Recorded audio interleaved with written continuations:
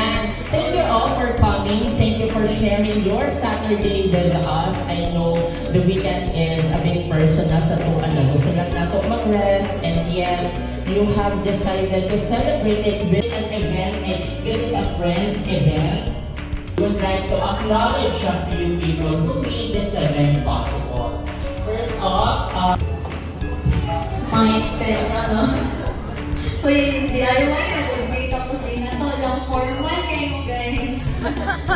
Listen up, guys. Or stiff kayo sila, no? actually, Parang na-live ko kung happy pa sila or di. Kailangan mo ma-happy kayo. Very exclusive dish na lunch. Ayaw na i-high kayo ng birthday ko. Hindi na kailangan. so nasa hindi ka ng birthday? Katong Monday. Correct! And speaking of katong birthday, di ba nga, pansin niyo sa inyong Facebook, Facebook post, nag-release siya mga pictures, pangalan, Mentally in Paris. Diba? Mentally in Paris. Share to us the thought process behind it. Because I kinda assume na gano'n na nag-black and white, tungkol ako na photoshoot. Tama ako? Partly. Partly, explain. Press to. And now I pag-evoke. Actually, the hashtag was penned by the photographer, si Roel Di. Please follow Tofi Studio sa Facebook page. I love Paris, but I love Korea more. I'm not sure if everyone was aware. I just came back from my 3-year stints abroad and I told myself to have a decent photo shoot when I come home. Oh, dito siya. Dili dito siyang for book launching pero pwede na di-ay siya. It was like a comeback shoot and pre-birthday shoot combined. It was done in August but I only shared it for my birthday. So I was like very eager to do photo shoot but ran out of time to buy OOTD. So recycled dito siya. Kaya mga black and white, whatever. I just wanted to look Korean with a bit of classic at sa mga black. And nag-coordinate na lang po ang place. Nice man. Love na mga places, no? Actually, dili siya halata. Pero ang dapat na to siya tanan sa Eurobaker. Asa ganito, isatang sa Tola, and then somewhere foreign na park. So, as in? Yeah. Wala lang sa Madrid. Oh, yeah. Madrid, but talk about afterthought. Sige. What makes afterthought stand out from the rest of your works? Dapat dili ko magpaligo, pero dili ko hawag yung prop no, I'm sorry. But you know, na-pressure ko kay English, hindi ay kaaya ng tanan. Okay lang kayo, namaya tayo mga international viewers. Later, after maths, afterthought. Okay, this book I could say is my growth.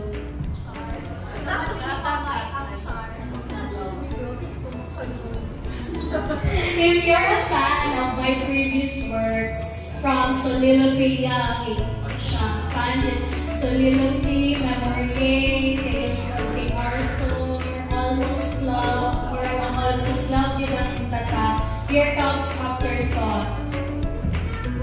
So, kato siyang mga previous books na ako, ano siyang writing process, mga baby steps, and all. Even the printing and very DIY and self-published yun ba yan?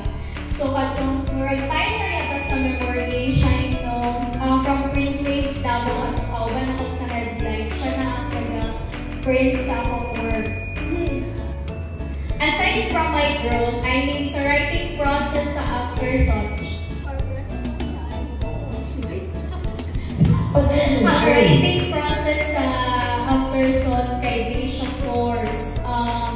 This book is quite special because I wrote this during my COVID journey. I tested positive. Before I tested positive, nag-commit ko sa akong self na ako ma-dating. Dugay na kayo wala kabalik sa writing. And then when I tested positive. Nagasulat na ko. It was also that time my muse came back. While watching a K-drama, even crying dramas, I could feel my emotions. So I write while watching K-drama. It just happened naturally, but it was different. It was a different me, but I was still the same. So I launched the ebook last year, tatlong nalaway sa ebook sa Afterthought. And the feedback was so overwhelming na murag kailangan ako na siya i-hard copy. Char.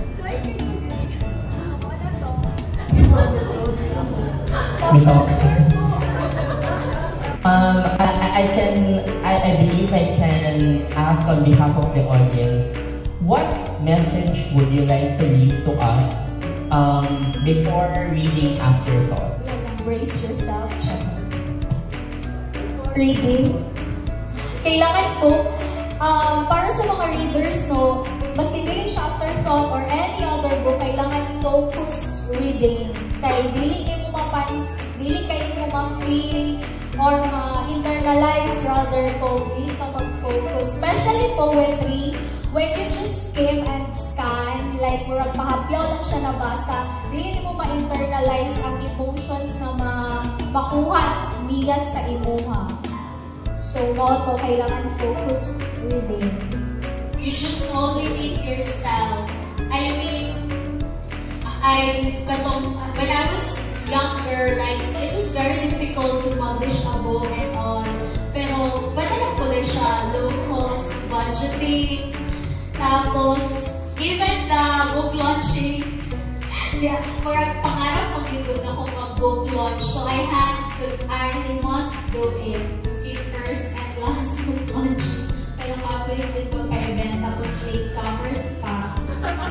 I need to emphasize, 1:30 ako ibutang sa invitation, kay I know 2 mag-start. So, dapat ay 12 pag yun ay. So, guys, ano na, magbago na kung tayo. Bakit di sila mamali? Dili na kaya na. Another favorite of mine is the title. It's kind of contradictory because you have Friday the 13th associated with Halloween, horrors, and stuff. But she had the creative mind to transform it into a love story. So here's Friday the 13th. We sat there together for the first time, just us. No awkward silence. We were there together. The 89 minutes was enough to share a lot about me and nothing much about him. But he was there with me, plain talking ambiguously, and it was 89 minutes of eternity, for I do not want to be a painful memory. Friday the 13th. In all honesty, there was no drama. Me choosing this, poem. It was at the last part, so I think na it was the easiest to pick. So, na siya. Sorry. Okay, but I think in this poem, every one of us can relate. I think every one of us has experienced loss. We lost an important thing, a pet, a person, an experience, a memory, anything. And this poem resonates to that kind of loss, to that experience of mourning. So, the title is In Between Separation.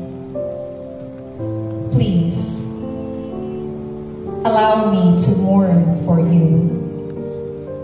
It may be too early or too sweet, but I know this is what I will need to do so that I can move light and easy,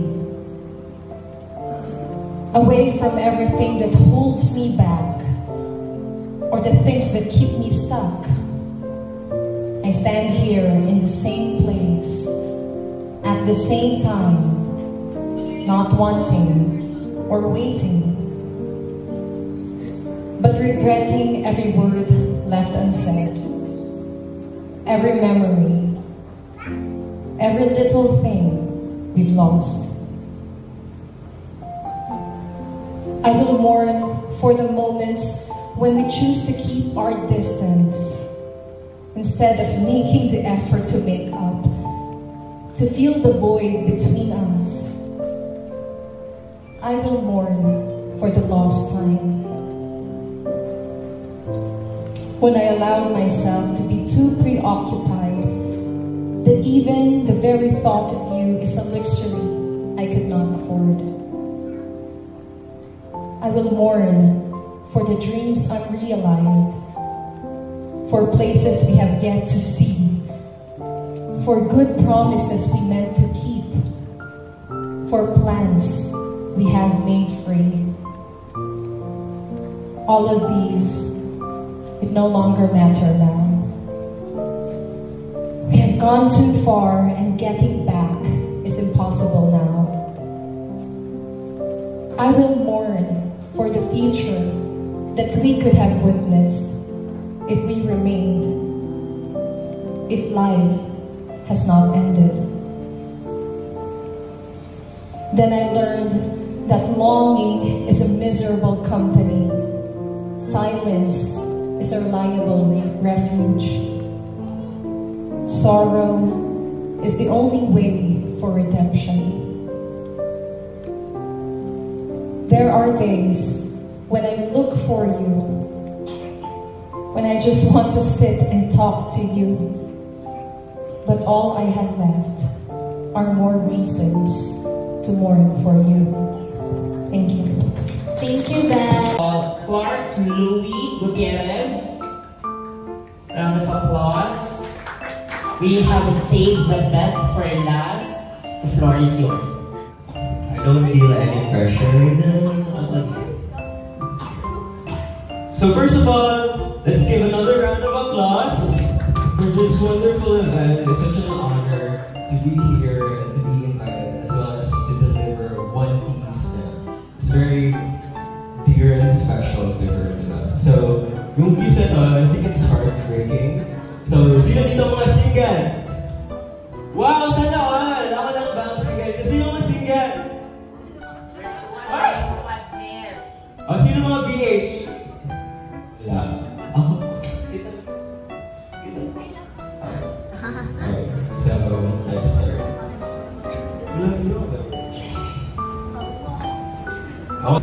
We will always be an unsolved mystery. Hide and seek, pushing and pulling, playing games of tug of wars. We will always be too much and too less, two souls like asymptotes, getting closer and closer, but we'll never be together, and forever drifting apart. Now, I can really feel that there is so much release in this book. And that concludes our poetry reading. As I have said earlier, we will proceed to your appreciation speech. Hello everyone, welcome to my book launching. I mean, we quite good guys sila. Pressure ako pagka-MC po. Guys, okay lang mo? Actually, this is just an exclusive book launching. Para lang din matupad ang akong pangarap ng mag-book launching. So, kailangan ma-inspire mo kung sa man yung whatever your dreams are. Okay, you have to get it, you have to pursue it. Okay, kaya na yun siya. Ay, bakit talaga ni Char? Kaya ano kayo sila, avid listener niya mo na seryoso siya kayo sila. Basta pressure ko.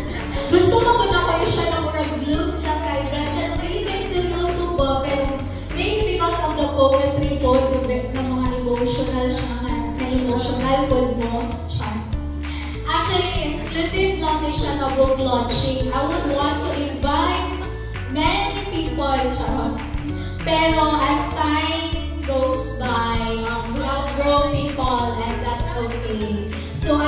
pre-selected 50 guests sa akong draft guest list. Tapos, napay top 30 dira.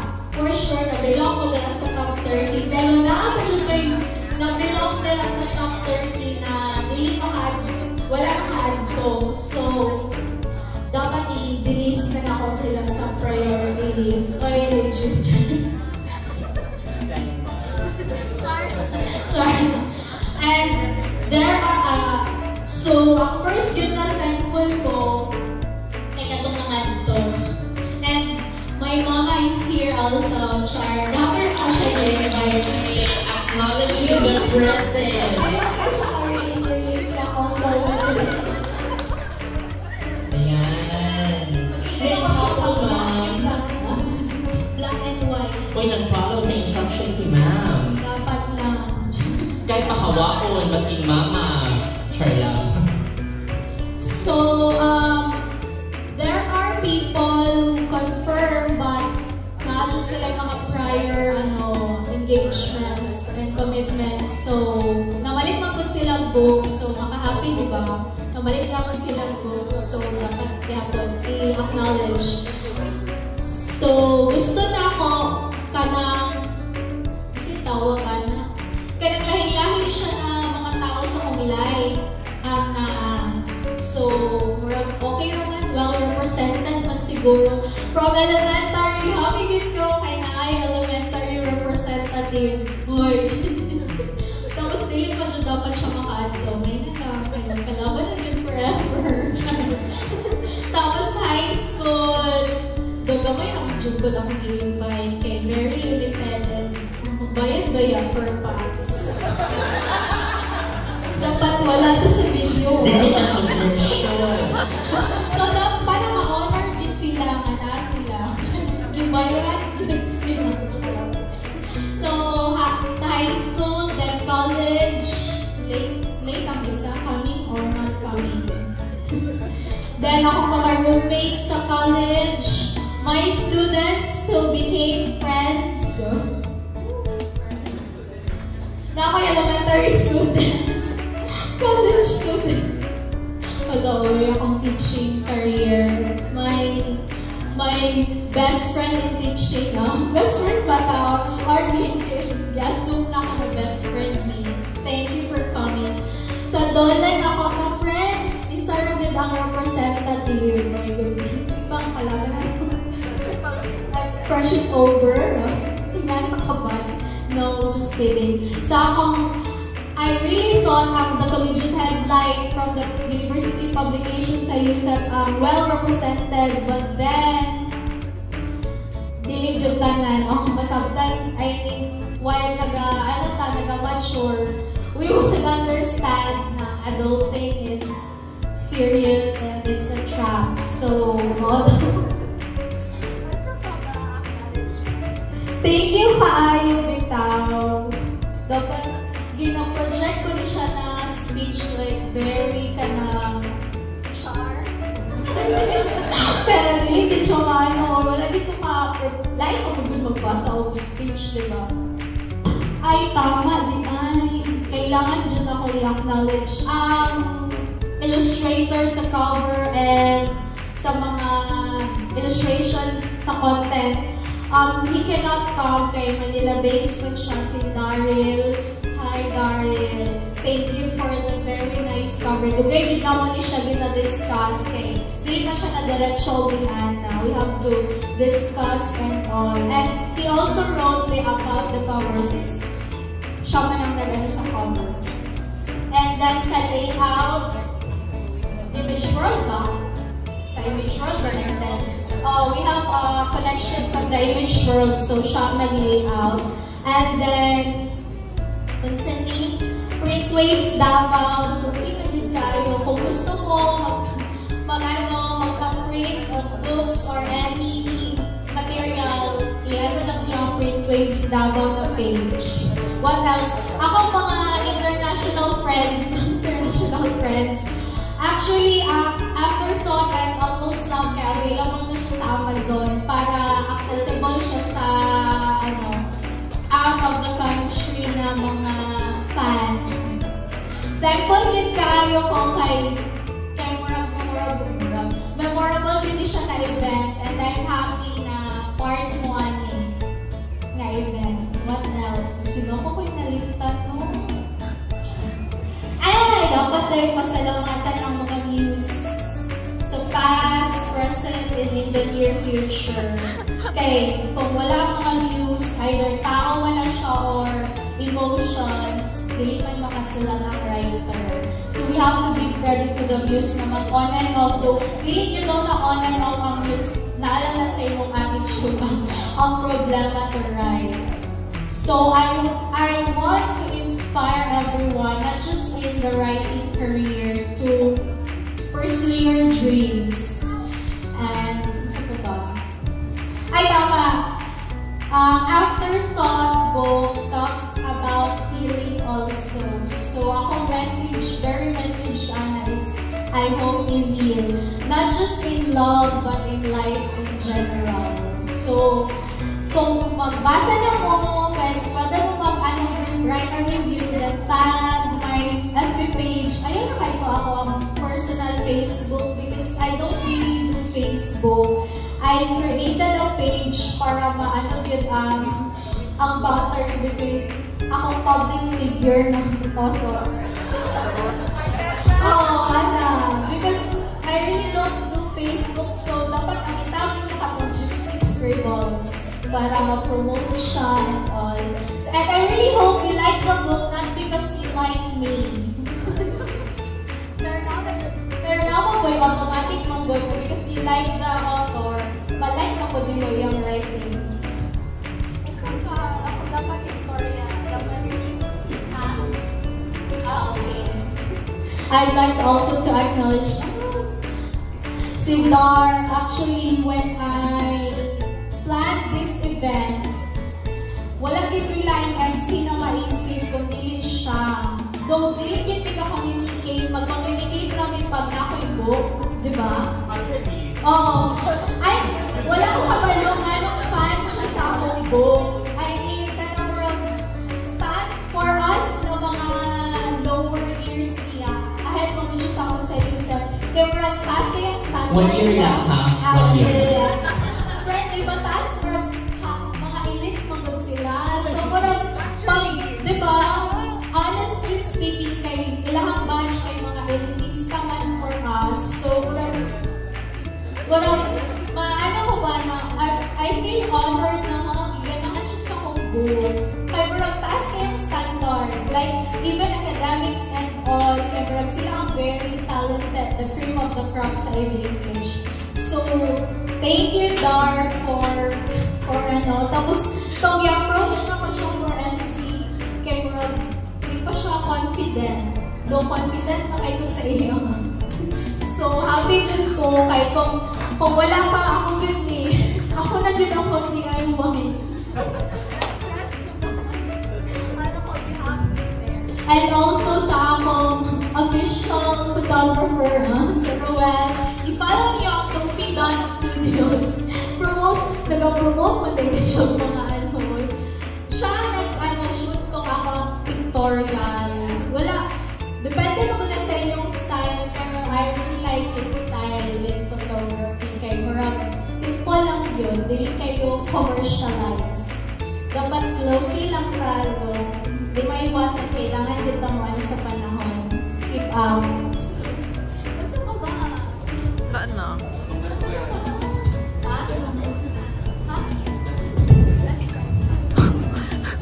Ako mga friends, I think all my friends are my best friends. Karang mga few na lang kami lang nabili.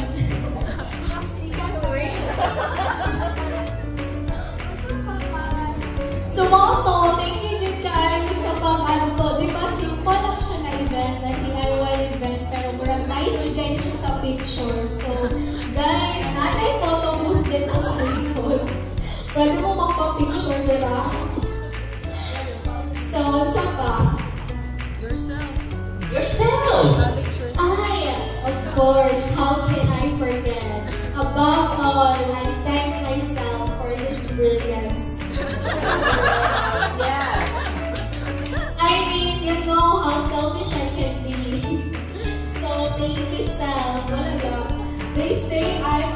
natural-born writer, but I really doubt until now. So, ang mga praises good for the ego and all time. For writers ha, wala yung pina-acknowledge tayo ang line of writing kay maka-inspire to write more. So, thank you everyone. So, also, I would like to repeat, I hope you like the book, not just because you like me. And since kita mo tanan best friend secret, kindly fill your glasses with wine. Sparkly juice na dyan, sorry. Here is your wine. And let us raise our glasses. Cheers to a wonderful life ahead. Cheers to the success of Afterthought. May it produce lots of copies to those people who will want to feel the feels. And to a thriving writers community in Davao. Cheers, everyone.